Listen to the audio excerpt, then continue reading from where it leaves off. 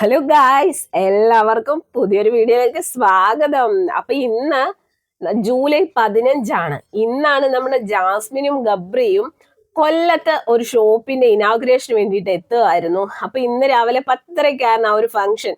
അങ്ങനെ ഇന്ന് രാവിലെ മുതൽ ഭയങ്കരമായിട്ടുള്ള മഴയും കാര്യങ്ങളൊക്കെ ആയിരുന്നു. എന്നാലും നമ്മുടെ ഇവിടെ ഈ ആലപ്പുഴ ജില്ല ഫുള്ള് മഴയായിരുന്നു. ഇനിയിപ്പോ കൊല്ലത്ത് എങ്ങനെയായിരുന്നു എന്ന് നമുക്കറിയില്ല. എന്തായാലും അപ്പൊ അങ്ങനെ അവര് ആ ഒരു ഫംഗ്ഷന് വേണ്ടി അവിടെ എത്തി. ഗബ്രിയും ജാസ്മിനും ഒരുമിച്ച് ഒരു കിഡിലൻ ഒരു കാറില് എന്താ പറയാ, ജാസ്മിൻ ഇപ്പൊ ഓരോ ദിവസം ചെല്ലുന്നവരും ജാസ്മിന്റെ ഡ്രസ്സിങ് സ്റ്റൈൽ അങ്ങ് മാറി മാറിക്കൊണ്ടിരിക്കുകയാണ്. അപ്പൊ എന്തായാലും അതിന്റെ കുറെ കമന്റുകളൊക്കെ വരുന്നുണ്ട്. അപ്പൊ ജാസ്മിനും ഗബ്രിയും കൂടെ വരുന്നു. ആ ഒരു ഫംഗ്ഷന്, ആ ഒരു ഇനാഗുറേഷൻ അത്ര വലിയ ജനത്തിരക്കൊന്നും ഉണ്ടായതായിട്ട് നമുക്ക് കണ്ടിട്ട് തോന്നിയില്ല. അപ്പൊ ഇങ്ങനെ ഇവര് വരുന്നു. അപ്പൊ ആദ്യം തന്നെ ഇവർക്കിട്ട് ഒരു 8ന്റെ പണി തന്നെ ആദ്യം കിട്ടിയെന്ന് വേണേൽ പറയാം. കാരണം ഈ ഒരു ഇനാഗുറേഷൻ എന്ന് പറയുമ്പോൾ ആദ്യം മറ്റേ റിബൺ കട്ട് ചെയ്ത് അകത്തേക്ക് കയറുന്ന ഒരു സംഭവം ഉണ്ടല്ലോ. അപ്പൊ ഇത് കട്ട് ചെയ്യാൻ വേണ്ടിയിട്ട് സത്യം പറഞ്ഞാൽ ഈ ജാസ്മിനും ഗബ്രിയും മാത്രമല്ല അവിടെ അതിഥികളായിട്ടുണ്ടായിരുന്നു. വേറെ മെയിൻ ആയിട്ടുള്ള അതിഥികൾ വേറെയും ഉണ്ടായിരുന്നു. അതായത് അവിടുത്തെ മേയറോ അങ്ങനെ എന്തൊക്കെയോ സംഭവങ്ങൾ ഉണ്ടായിരുന്നു. അപ്പൊ അതില് സത്യം പറഞ്ഞു കഴിഞ്ഞാൽ അവരാണ് റിബൺ കട്ട് ചെയ്ത് കയറിയത്. ഇവര് പുറകിൽ ജസ്റ്റ് ഒന്ന് നിന്നേ ഉള്ളൂ. അങ്ങനെ അവർ അകത്ത് ചെല്ലുന്നു. പിന്നെ ഈ ഒരു ഇനാഗുറേഷൻ എന്ന് പറയുമ്പം റിബൺ കട്ട് ചെയ്യുന്നു, അതിനുശേഷം വിളക്ക് കത്തിക്കുന്ന ആ ഒരു ചടങ്ങുണ്ടല്ലോ, അവിടെയും ഇവർക്ക് മുൻപന്തിയിലൊന്നും കിട്ടിയില്ല. എല്ലാവരും തിരി തെളിയിച്ചു കഴിഞ്ഞ അവസാനമാണ് ജാസ്മിനും ഗബ്രിക്കും കൂടെ ഒരെണ്ണം ആണ്, ഒരു തിരിയാണ് കൊളുത്താനായിട്ട് രണ്ടുപേരും കൂടെ ഒരു തിരിയാണ് കൊളുത്തിയത്. സത്യം പറഞ്ഞാൽ ഇവര് ഉദ്ദേശിച്ചത് ഇവരായിരിക്കും അവിടുത്തെ മെയിൻ ഗസ്റ്റുകളെന്നൊക്കെ വിചാരിച്ചാണ് പോയത്. പക്ഷെ ചീറ്റിപ്പോയി. കാരണം അവിടെ വേറെയും ഇവരെക്കാട്ടി കുറച്ചുകൂടെ നല്ല രീതിയിലുള്ള, അതായത് ഗസ്റ്റുകൾ ഉണ്ടായിരുന്നു. അവരാണ് മെയിൻ ആയിട്ട് ഉദ്ഘാടനവും കാര്യങ്ങളൊക്കെ ചെയ്തത്. ഇവര് ജസ്റ്റ് പുറകിലൊന്ന് നിന്നേ ഉള്ളൂ. പിന്നെ അതൊക്കെ കഴിഞ്ഞ് ഇനാഗ്രേഷൻ ഒക്കെ കഴിഞ്ഞിട്ട് ചെറിയൊരു സ്റ്റേജ് ഒക്കെ ഉണ്ടായിരുന്നു. അവിടെ ഇവരെ ഇരുത്തിയിട്ട് എന്തായാലും ഇവരെ വിളിച്ചു വരുത്തിയതല്ലേ, അപ്പൊ ഇവരെ കുറിച്ച് രണ്ടു വാക്ക് പൊക്കി പറയണമല്ലോ എന്ന് ഓർത്തിട്ട് അവിടുത്തെ ആങ്കർ രണ്ടുപേരെയും വിളിക്കുന്നു. എന്തൊക്കെയോ രണ്ടുപേരെയും കുറിച്ച് പൊക്കി പറയുന്നു. പിന്നെ രണ്ടുപേരോട് ഡാൻസ് കളിക്കാൻ പറയുന്നു. എന്റെ പൊന്നു, അതായിരുന്നു സെറ്റപ്പ്. അങ്ങനെ നമ്മുടെ ജാസ്മിനും ഗബ്രിയും കൂടെ ഡാൻസ് കളിക്കുകയാണ്. സ്റ്റേജിൽ കിടന്ന് അങ്ങട് ആഹാ ഈഹാ എന്നൊക്കെ പറഞ്ഞ് കിടന്ന് എന്തൊക്കെയോ കാണിക്കുന്നുണ്ട്. ജാസ്മിന്റെ ഡ്രസ്സിനെ കുറിച്ച് പറയുകയാണെങ്കിൽ കുറച്ച് ബോറായിട്ട് തോന്നി. കാരണം നമ്മുടെ പാലക്കാട് കഴിഞ്ഞ ആഴ്ച ഇവരൊരു ഇനാഗ്രേഷൻ വന്നപ്പോൾ ഇട്ടിരുന്ന ഡ്രസ്സ് കുറച്ചുകൂടെ ഭംഗിയുണ്ടായിരുന്നു. പക്ഷെ ഇന്നിട്ടുകൊണ്ട് വന്ന ആ ഒരു ഡ്രസ്സ് കുറച്ച് ബോറായിട്ട് എനിക്ക് തോന്നി. അതുപോലെ തന്നെ ഇവരുടെ ആ ഒരു ഇനാഗ്രേഷന്റെ വീഡിയോയുടെ താഴെയൊക്കെ നോക്കിയപ്പോൾ അങ്ങനെ ഒരു കമന്റ് ഞാൻ കണ്ടു. അതായത് ജാസ്മിന്റെ ഡ്രസ്സ് കുറച്ച് ബോറായിരുന്നു, കാരണം ജാസ്മിന്റെ വയറൊക്കെ കാണിച്ചിട്ടുള്ള ഒരു ഡ്രസ്സായിരുന്നു. അതുകൊണ്ട് തന്നെ കുറെ ആൾക്കാർക്ക് അതിനോട് അത്ര താല്പര്യം ഉണ്ടായിട്ട് തോന്നിയില്ല. അപ്പൊ എന്തായാലും രണ്ടുപേരും കൂടി പ്രതീക്ഷിച്ചത്ര ആൾത്തിരക്കോ ഒന്നും അവിടെ ലഭിച്ചില്ല എന്ന് വേണം പറയാനായിട്ട്.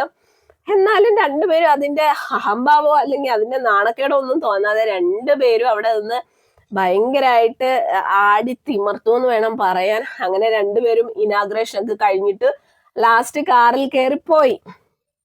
അപ്പൊ എന്തായാലും ഇത് സത്യം പറഞ്ഞു കഴിഞ്ഞാൽ നമ്മളെ പോലുള്ള സാധാരണക്കാരായ ജനങ്ങളോടുള്ള ഒരു മറുപടി ആയിട്ടാണ് ഇവർ രണ്ടുപേരും ഇപ്പൊ ഓരോ ഇനാഗ്രേഷനും രണ്ടുപേരും ഒരുമിച്ച് എത്തുന്നത്.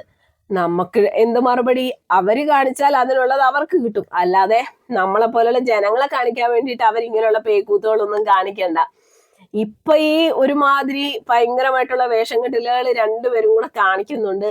അതിലുള്ള ശിക്ഷ കുറച്ച് നാൾ കഴിഞ്ഞാലും കിട്ടും. കാരണം ആ ഒരു ചെറുപ്പക്കാരൻ, അതായത് അഫ്സൽ എന്ന് പറയുന്ന ആ ഒരു പയ്യന്റെ ആ ഒരു ശാപം എന്നും ഈ ജാസ്മിന്റെ തലയിൽ തന്നെ ഉണ്ടാവും. അത് ഒരിക്കലും മാറാൻ പോകുന്നില്ല. ഇപ്പൊ ജാസ്മിൻ ജയിച്ചെന്നുള്ള ഒരു ഭാവത്തിലാണ് ജാസ്മിനും ഗബ്രിയും കിടന്ന് ഇങ്ങനെ തിമിർത്തോണ്ടിരിക്കുന്നത്.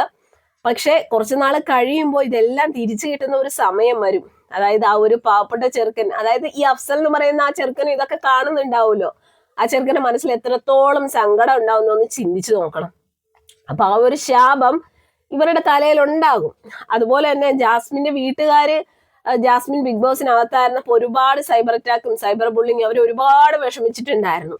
ഇപ്പൊ പുറത്തിറങ്ങിയതിനു ശേഷം ജാസ്മിനെ അവർക്കൊന്നു എന്താ പറയാ, ഒന്ന് നിയന്ത്രിക്കാമായിരുന്നു. പക്ഷെ അവര് വീണ്ടും ജാസ്മിനെ ഇങ്ങനെ അഴിച്ചു വിട്ടിരിക്കുകയാണ്. എന്തെങ്കിലുമൊക്കെ ചെയ്ത് അവർക്ക് കാശ് മതിയല്ലോ. കാരണം മകളാണ് കുടുംബം നോക്കുന്നത്. അതുകൊണ്ട് തന്നെ മകളെ നിയന്ത്രിക്കാനുള്ള പേടി കൊണ്ടാവണം ജാസ്മിന്റെ അച്ഛനും അമ്മയും ജാസ്മിനെ നിയന്ത്രിക്കാത്തത്. അതിനൊരു ഉദാഹരണമാണ് ഇങ്ങനെ ഇനാഗ്രേഷൻ ഒക്കെ പോകുമ്പോ ഇവരെ ജാസ്മിനെയും ഗബ്രിയെയും ഒറ്റയ്ക്കൊക്കെ വിടുന്നത്. ഒന്നല്ലെങ്കിൽ വാപ്പായോ അല്ലെങ്കിൽ ഉമ്മായോ ജസ്റ്റ് ഒന്ന് കൂടെ ഉണ്ടാവുകയാണെങ്കിൽ അതിൽ വലിയ തെറ്റോ കാര്യങ്ങളോ ഒന്നും ഇല്ല. പക്ഷെ എല്ലാ ഫ്രീഡവും കൊടുത്ത് മകളെ ഇങ്ങനെ വിട്ടിരിക്കുകയാണ്. അപ്പൊ അല്ലെ എന്തെങ്കിലൊക്കെ ആവട്ടെ. ഇപ്പൊ ഇവരെ സപ്പോർട്ട് ചെയ്യാനും കുറെ ആൾക്കാരുണ്ട്. പക്ഷെ ഇവരെ സപ്പോർട്ട് ചെയ്യുന്നത് PR വർക്കേഴ്സ് ആണെന്നും പറയുന്നുണ്ട്. നമുക്കറിയില്ല എന്തായാലും. ഇപ്പൊ ജാസ്മിന്റെ ഗബ്രിയുടെ അല്ലെ ജാസ്മിന്റെ ഏത് വീഡിയോ വന്നാലും അതിന്റെ താഴെ ഫുള്ള് പോസിറ്റീവ് കമന്റുകളാണ്. അപ്പൊ അതൊക്കെ PR വർക്കേഴ്സ് ചെയ്യുന്നതാണെന്നൊക്കെ പറഞ്ഞിട്ട് നമ്മൾ കേൾക്കുന്നുണ്ട്. സത്യമാണോ എന്നറിയില്ല. എന്തായാലും ബിഗ് ബോസിൽ നിന്ന് ഇറങ്ങിയ ജാസ്മിന് കുറെ ആൾക്കാർ ഇപ്പൊ സപ്പോർട്ട് ചെയ്യാനായിട്ടുണ്ട്.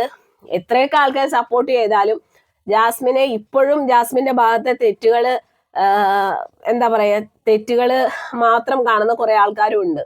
ഞാനും ജാസ്മിൻ ബിഗ് ബോസിൽ പോയി കാണിച്ചതെല്ലാം തെറ്റുകൾ തന്നെയാണ്. അതുകൊണ്ട് തന്നെ ഇനിയിപ്പൊ എത്രയൊക്കെ എന്തൊക്കെ കാണിച്ചെന്ന് പറഞ്ഞാൽ ആ ഒരു തെറ്റുകൾ നമുക്കത് പോസിറ്റീവായിട്ട് നമുക്ക് തോന്നത്തില്ല.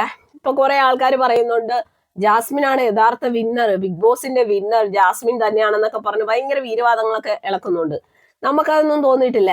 ബിഗ് ബോസിന്റെ വിന്നർ ആകാൻ യോഗ്യതയുള്ള ഒരേ ഒരു ആളെ ഉണ്ടായിരുന്നുള്ളൂ, അത് ജിൻഡോയാണ്. ആ ജിൻഡോയ്ക്ക് തന്നെയാണ് കപ്പ് കിട്ടിയതും.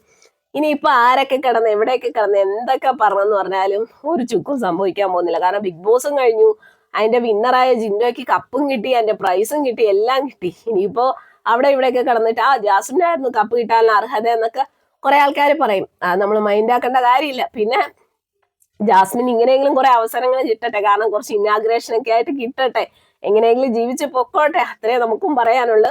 അപ്പൊ എന്തായാലും രണ്ടുപേരും കൂടി ഇന്ന് ഇനാഗ്രേഷനൊക്കെ എത്തി, ഭയങ്കര സ്റ്റൈലും കാര്യങ്ങളിലൊക്കെ എത്തി. പക്ഷെ പ്രതീക്ഷിച്ചത്ര ആളൊന്നും ഇല്ലായിരുന്നു. അത് നമുക്ക് ആ ഒരു വീഡിയോസ് ഒക്കെ കാണുമ്പോൾ അറിയാം. എന്നാലും സാരമില്ല, രണ്ടുപേരും എങ്ങനെയെങ്കിലൊക്കെ ജീവിച്ച് പോട്ടെ അല്ലേ.